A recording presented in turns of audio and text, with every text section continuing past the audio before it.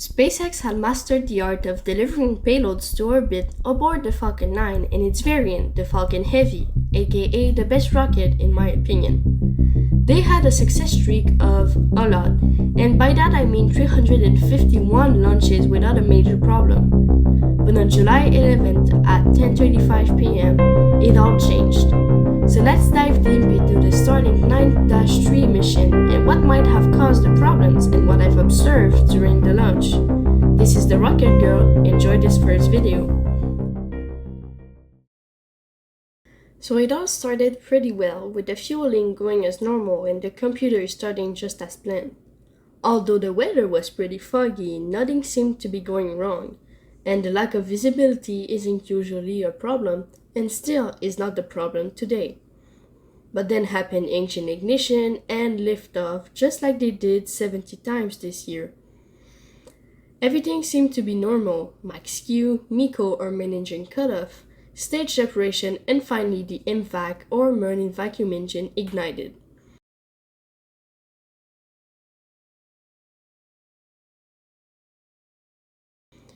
A little after fairing separation, around T plus 4 minutes and 7 seconds, you can see the second stage's lower part suddenly getting bigger, and right after we begin to see frost around it. Seconds later, an unusually big amount of frost forms all around the engine.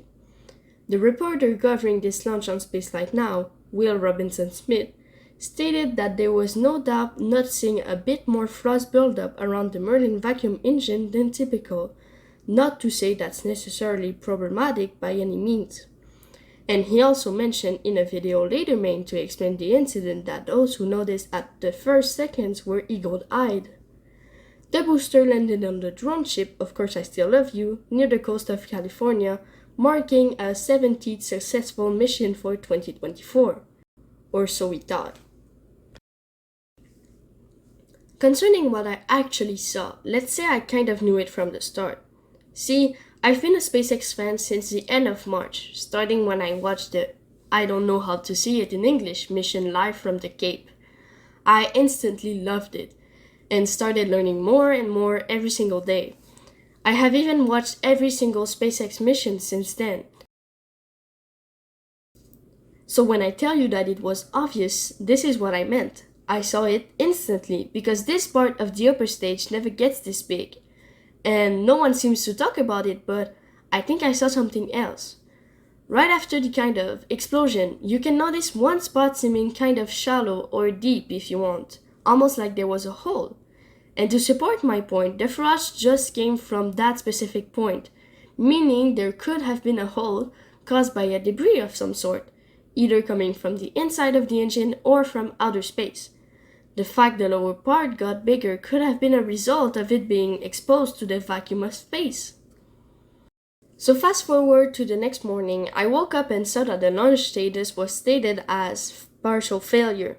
And my face was something you should have seen. Or not, because I had just woken up.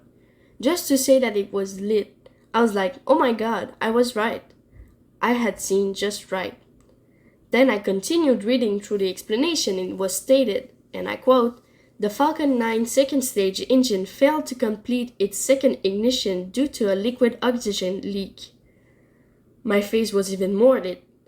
I couldn't believe I had seen it before everyone else.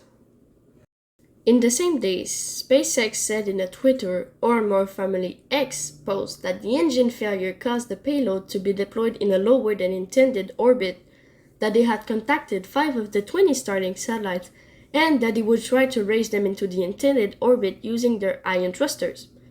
But they had to suspend every launch for the month to give them time to investigate what happened. So the next launch planned is, sorry for my rocket fans, on August the 3rd for the CRS NG-21 mission. While the other 10 missions are now just defined as net July 2024, net meaning somewhere in July or later, or just simply with an unplanned date, we can count on other space agencies such as Rocket Lab launching the Electron Curie rocket this Saturday, or the United Launch Agency launching an Atlas V 551 at the end of this month.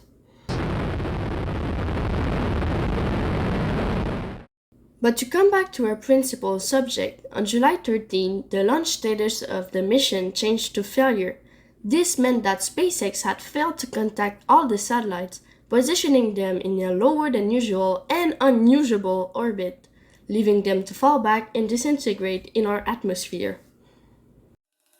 To recap all of this story, this incident was surprising since SpaceX had mastered the art of launching the rockets, delivering the payloads, and recovering the boosters.